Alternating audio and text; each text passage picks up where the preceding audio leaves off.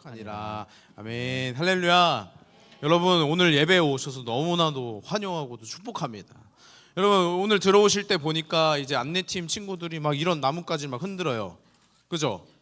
너무 부담스럽게 막 이렇게 제가 들어가려고 하니까 이렇게 가리고 있다가 후 이렇게 막 열어줘. 이게 지금 이거 왜 오늘 이렇게 했을까? 이 친구들이 왜 했을까? 오늘이 종려주일이기 때문에 그래요. 종려주일이 뭐냐면 이제 예수님께서 예루살렘 성에 들어가시는 입성하는 그 날, 사람들이 예수님에 대한 소문을 이미 다 들었어요. 알고 있었어요. 근데 그 예수님을 향하여서 호산나 다윗의 자손이여 우리를 구원하여 주옵소서. 그러니까 호산나 외치면서, 호산나가 그 뜻이에요. 우리 구원하여 주옵소서. 호산나 호산나 외치면서 예수님을 이제 환영해. 그러니까 그런 그림이 있었습니다. 장면이 있었어요. 그래서 사람들이 막 자신의 겉옷을 레드카펫 마냥 딱 깔아놓고 예수님께서 낙이 타고 등장하실 수 있도록, 입장하실 수 있도록 딱 이렇게 화려하게 해놓고 종려 나뭇가지를 막 흔들면서 호산나 외쳤던 것이 이제 종려주일로 우리가 기념하고 기억하고 지키고 있습니다. 그래서 여러분 종려주일, 예수님께서 입성하시는 그날 이후로, 그러니까 오늘 종려주일 이후로 월요일부터 토요일까지가 이제 고난 주간이에요. 아시겠죠? 그래서 교회에서는 월요일부터 금요일까지 고난 주간 저녁 집회를 하는 거예요. 그래서 고난 주간은 괜찮아요? 고난 주간은 뭐 하는 거예요? 우리가 예수님의 고난, 그 십자가의 고난에 동참하고 또 묵상하며 그 은혜를 더욱더 사모하는, 물론 예수님의 십자가는 우리가 365일 매 순간 매 시간 필요하죠. 근데 이 시간에 더 집중해보는 기간이에요. 그러니까 잘 알고 계셨으면 좋겠고, 종려주일 지나고 고난주간 지나면 뭐가 있어요? 부활절이 있어요. 제가 이걸 매년 이렇게 설명을 드려요. 왜냐면 잘 몰라요. 여러분 모르더라고. 잘 이제 좀 알았으면 좋겠습니다. 부활주일, 다음 주에 부활주일이 있으니까 부활하신 그 예수님을 찬양하는 그 마음으로 다음 주에는 등장하셨으면 좋겠습니다. 여러분들. 여러분 다음 주에는 뭘 흔들어야 되나? 계란을 흔들까요? 어떻게? 오늘팀. 네. 오늘 이렇게 종려나무까지. 그래서 제가 오늘 의상도 종려나무의 컨셉으로다가 초록색을 입고 왔습니다. 알겠습니다. 예. 죄송합니다. 여러분 아무튼 고난주간 필사노트 꼭 미션 완료하셔가지고 두쫑코 스티커 꼭 받아가시길 바랍니다.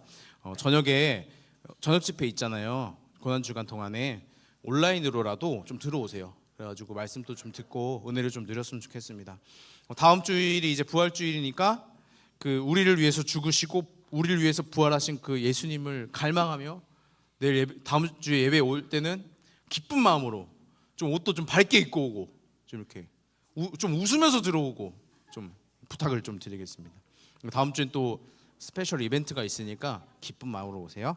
오늘 자 본문을 좀 살펴보면은 이제 종려주의 그러니까 종려 나뭇가지를 막 흔들었던, 호산나 외쳤던, 예루살렘 입성했던 그날로부터 이제 많이 지났어요. 이제 예수님께서 붙잡혀 가셔서 십자가에 달리시기 직전이에요. 오늘 본문은. 아주 오늘 본문을 보니까 예수님께서 제자 가룟 유다를 통해서 팔렸어. 이미 은 30에 팔리고 그가 예수님이 언제 어디에서 식사하고 있을지, 어디에 있을지 그때 잡아가십시오. 팔았어요.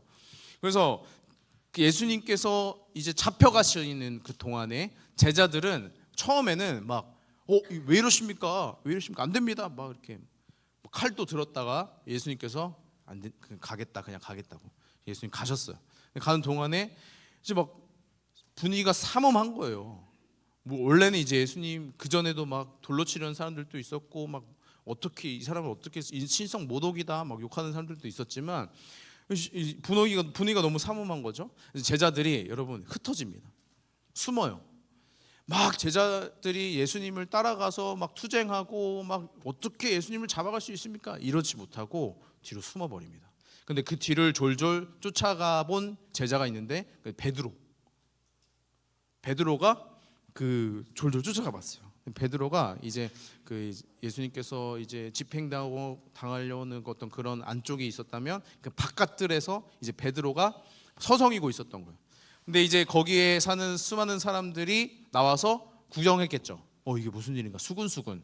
야, 예수라는 작자가 잡혀갔대. 어떻게 된 거야? 야, 이거 어떻게 된 거야? 이거 우리를 구원할 사람 아니었어? 어떻게 된 거야? 막 수근수근 거리고. 이제 새벽이니까 추웠단 말입니다. 이제 불 딱 쬐놓고 와, 이거 막 이제 몸을 녹여가면서 이게 어떻게 된 거야? 막 수근수근 하고 있는 그때 베드로가 거기서 이제 쭈그러져 가지고 야, 이거 속으로 이걸 어떻게 해야 되나? 이거 어떻게 된 거지? 예수님 진짜 잡혀가서 예수님 십자가에 죽으시면 난 어떻게 해야 되나? 아, 내가 이제 지금 어부 생활 다 접어놓고 왔는데 이거 어떻게 된 건가? 막 이제 막 여러 가지 생각이 드는 그때 한 여종께서 그를 지목하사 당신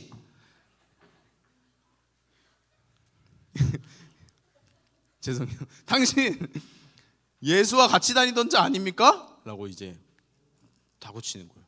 베드로가 당황했어요. 흠칫 당황해가지고 저 아닌데요? 저 당신이 무슨 말인지 저 모르겠습니다. 무슨 말이에요 대체? 그래서 이제 피했어. 자리를 피했는데 막 문까지 갔는데 어떤 또 사람이 당신 내가 봤어요. 그 사람들 무리잖아요. 라고 얘기하는 거예요. 베드로가 그제서야 어떻게 했어요? 또 아니라고 한 거예요. 너 예수님 몰라요. 예수님 저 모릅니다. 라고 부인한 거예요. 저 예수님 제자가 아니에요도 아니고 저 예수님 몰라요. 예수님 그런 사람 아니에요. 라고 해요. 근데 또 사람들이 세 번째 무슨 소리예요? 당신 내가 알고 있는데 봤는데 그 무리를 내가 봤는데 같이 있는 거 그리고 당신 말하는 투 보니까 딱 그 지방 사람이고 무슨 얘기예요? 이런 얘기를 지금 하는 거예요. 베드로가 절대 아니라고 내가 지금 맹세하는데 아니라고 내가 이거 거짓말이면 내가 저주를 받겠다 이런 얘기를 지금 하고 있는 거예요.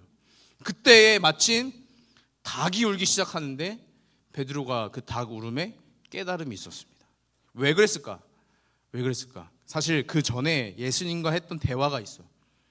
예수님께서 이제 십자가에 붙잡히시기 전에 만찬을 즐기셨어요. 즐겼다? 그러니까 만찬을 누리셨어요. 제자들과. 그러니까 만찬이라는 건 저녁 식사예요, 그냥. 근데 여러분 우리가 잘 알듯이 최후의 만찬이라는 말이 있잖아요. 그 그림 있잖아요. 최후의 만찬 우리가 잘 쓰는데 최후의 만찬이라는 것은 십자가에 달리시기 전 그 제자들과 나누셨던 그 저녁 식사를 말하는 거예요. 그 장면. 근데 그냥 저녁 식사 잘 하고 있었어요. 잘 했어요. 예수님께서 이것이 내 떡이 내 살이고 이 포도주가 내 피요 이런 의심장한 얘기를 막 했단 말입니다. 근데 뭐 그러려니 했어요. 근데 예수님께서 갑자기 제자들에게 무슨 말을 하냐면 예수님이 좀 이렇게 뭐랄까 분위기를 깨치는 경향이 없잖아 있어요. 그 제자들에게 오늘 밤 니들이 나를 다 버릴 것이다 이런 얘기를 하는 거예요. 제자들이 어이가 없죠. 아니 지금 생업 다 버리고 따라온 사람들한테 오늘 밤 니들이 날 다 버릴 것이다 이렇게 얘기하시니까 당황스럽죠. 근데 그때 당시에 베드로가 무슨 말을 하냐면 그럴 리가 없습니다 예수님. 아니 오케이 이 사람들 다 버리더라도 저는 저 예수님 버리지 않습니다. 이런 얘기를 하는 거예요. 솔직히 말해서 다른 11명의 제자들 입장에서는 좀 약간 짜증날 것 같아.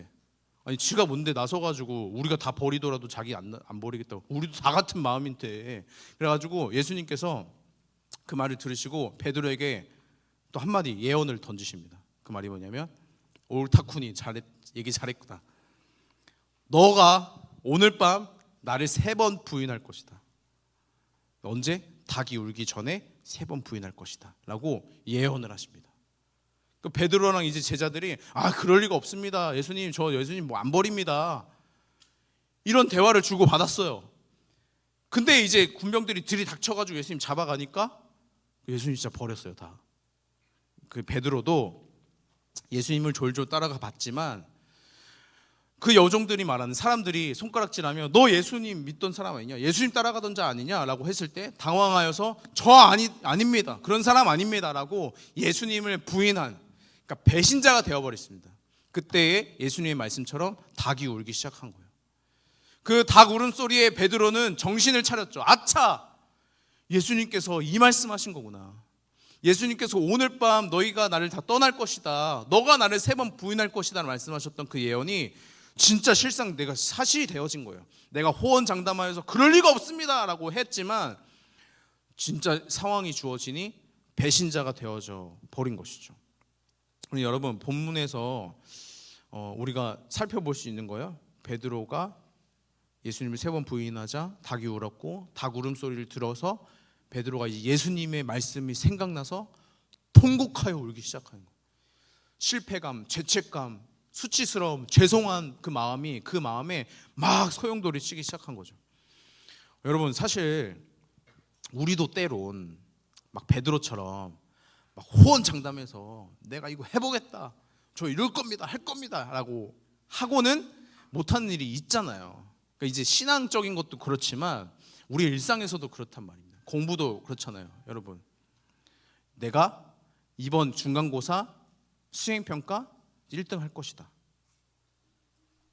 아니에요? 아니, 부모님께 어머니, 제가 이번에 이 정도 등수를 올릴 테니 아이패드 사주십시오. 막 딜을 하고 호언장담, 저 할 수 있어요, 할 수 있는데 안 할 뿐이에요, 하기만 하면 돼요 라고 호언장담. 하지만 막상 시험기간 되면 여러분 어떻습니까? 아, 이것만 보고 해야지 릴스 보다가 한 52분 정도 됐어요. 그러면 정시에 해야겠다, 딱 3시 딱 되면 해야겠다, 오케이. 그러고 딱 릴스 이제 보다가, 영상 보다가 3시 2분이 돼. 이거 좀 애매한데? 애매하잖아. 그러면은 3시 10분까지만 보자 하다가 계속 이제 늘어나고 주춤하고 공부 열심히 하려던 그 호언장담은 사라진 채, 그래 내가 착하면 됐지, 어머니 제가 건강하게 잘 자라면 됐죠, 너무 많은 걸 바라지 마세요, 이렇게 이제 이런 마음이 들지 않겠습니까? 여러분, 뭐 다이어트도 그렇죠. 저는 매일 다이어트를 선언하고 이렇게 열심히 하고, 여러분들 알다시피 제가 작년 9월에 제가 호언장담을 했지 않습니까? 여러분, 제가 운동을 끊었습니다. 크로스핏 제가 3개월 끊었고 이제 지켜봐 주십시오, 이제 살을 열심히 빼겠습니다, 호언장담했지만 저의 그런 어떤 포부와 달리 쉽지 않았습니다. 저의 그 갈등, 가야 되나 말아야 되나, 이걸 먹어야 되나 말아야 되나, 이 갈등 속에 무너지고 또 무너지고, 이전에 저에게 배신자가 되어버린 그 순간들이 저에게 많아 있었어요. 오늘 또 다시금 다짐합니다. 다이어트 오늘 또 다짐합니다. 그래서 여러분, 저에게 이제 먹이를 주지 마세요. 예. 일부 때도 어떤 친구가 저에게 간식 2개를 이렇게 2덩이 주었는데 아직 먹진 않았어요. 근데 제 그 자리에 일단 있어요, 제 책상에. 혹시 먹고 싶은 친구 있으면 저 끝나고 저한테 찾아오시면 제가 줄게요, 내가 줄게요. 이렇게 내가 지금 호언장담합니다. 이제 저에게 먹이를 주지 마십시오. 간식을 주지 마십시오. 예, 도와주세요. 제 건강을 위해서 좀 이제 살도 다시 빼고 다이어트하고 운동도 하고 싶습니다. 예, 물론 또 이제 또 살아봐야겠지만, 여러분들은 어때요? 그러니까 호언장담하고 또 실패하고 잘 안 지켜지고 어려운 일이 여러분들 우리에게도 있지 않습니까? 근데 여러분, 신앙도 마찬가지예요. 우리가 막 여기서 결단하고 막 울고 막 하나님 잘 살게요, 제대로 살게요, 죄송해요, 뭐 수련회 때도 막 이렇게 결단하고 막 찬양하고 했지만, 여러분 실상 우리 오늘날 삶을 돌아봐야 된다라는 거예요. 여러분, 그냥 단순히 이 문제가 단순히 나는 좀 그냥 연약해, 그럼 뭐 다시 회개해보지, 이 정도가 아니라, 여러분 베드로의 상황과 우리가 살펴본다면 어쩌면 우리도 이런 반복되어지는 일, 그러니까 내가 예수님 말씀대로 살고자 했지만 살아내지 못하는 일은 예수님을 배신하는 일이라는 거예요. 저 그냥 못 지킨 건데요, 이게 아니라 예수님 말씀 가지고 살아가지 않는 것은 예수님을 없다시피 하는 거거든요. 예수님을 무시하는 거거든요. 그냥 내가 단순히 학교에서 저 그리스도인인 거 밝히기 좀 부끄러워요, 좀 조심스러워요, 이런 것만이 배신자, 부인하는 자가 아니라, 예수님 말씀 안 지키며 예수님 말씀 없는 것처럼 살아가는 것은 예수님 없이 살아가는 거랑 마찬가지인 거죠. 예수님 없다 치고 하나님이 나와 영원토록 지금 여전히 함께 하시지만 하나님 없는 것처럼 살아가는 것이라면 하나님을 부인하고 예수님을 부인하고 베드로와 같이 배신자로 살아가는 거예요. 여러분, 우리도 배신자, 이 베드로와 같은 거예요. 다르지 않습니다. 호언장담하며 자신의 열심을 고백했던 그 베드로가 무너졌던 것처럼 우리도 막 다짐해보고 결단해보지만 또 무너져 내려보는 것이 우리의 삶인 것 같습니다. 베드로는 실패했어요. 제자였던 베드로는 하루아침에 배신자가 되었습니다. 그에게 이제 무슨 소망이 있겠습니까? 생업 다 내려놓고 예수님을 쫓았던 그에게 예수님은 이제 십자가에 달려 죽으시고 그는 예수님을 부인한 제자가 되어져서 사람들 틈에 가지도 못하겠고 그렇다고 제자들 틈에도 못 가겠고 이걸 어떻게 해야 되나 고민 속에 실패감 속에 수치스러움 속에 죄송함 속에 파묻혀 있어야 됐던 것이 베드로의 지금 상황이라는 말입니다. 그래서 물론 제자들이 이제 모여가지고 예수님이 이제 우리가 어떻게 해야 되나, 예수님 죽으셨는데 어떻게 해야 되나 고민하고 있는 틈에 예수님께서 이제 3일 부활을 하셨습니다. 그때 당시에 갈망하는 마음에 달려가도 보았지만 예수님 못 만나고, 그래서 베드로가 생업으로 다시 돌아가요. 본업이었던 어부 생활로 돌아가요. 그래서 배에 가서 그물로 물고기를 잡던 생활을 하고 있던 그 사이 예수님께서 찾아오십니다. 부활하신 예수님이 베드로를 다시금 찾아오셨어요. 이 얘기 여러분 수련회 때 잠깐 우리가 얘기 나눴어요. 기억나시죠? 전혀 안 나요? 나요? 다행입니다. 요한복음 21장에 보면은 베드로를 다시금 찾아오신 그 예수님이 등장하고 그 대화가 등장하는데 뭐라고 이야기가 되어지냐면, 베드로가 이제 배를 이제 끌고 생업을 위해서 어부 생활을 했지만 물고기를 못 잡아요. 그러니까 예수님께서 그물을 내려라. 그 물고기가 또 잡혀요. 이 장면은 뭐예요? 베드로를 처음 부르셨던 그 장면을 보여줘요. 다시 상기하게 한단 말이에요. 그 이제 요한복음에 기록된 거에 의하면은 예수님의 사랑하는 제자, 자기 자신, 그 요한이 예수님이다, 주 예수님이야라고 딱 알아보고 얘기하는 거예요. 베드로가 곧장 겉옷을 걸친 채, 예의가 발라 겉옷을 쫙 갖춰 입은 채 물속에 뛰어들어서 육지로 달려가, 예수님께로 달려가가지고 예수님 앞에 서게 되어지는 거예요. 여러분, 베드로가 무슨 할 말이 있겠어요? 그죠? 예수님, 내가 예수님께 진짜 못할 짓을 했지. 난 배신자야. 예수님 말씀대로 살아내지도 못하는 자야 라는 패배감 속에 그래도 예수님을 갈망하고 사랑하는 마음으로 예수님께 달려갑니다. 그럼 여러분들이 예수님이라면 어떻게 하겠어요? 그 이제 죽여요? 바닷속에 묻어버려요? 예수님께서 이제 여러분, 우리가 월요일날 필사하면은 성전 청결하는 이제 그 내용이 나오는데 노끈으로 채찍을 만드세요.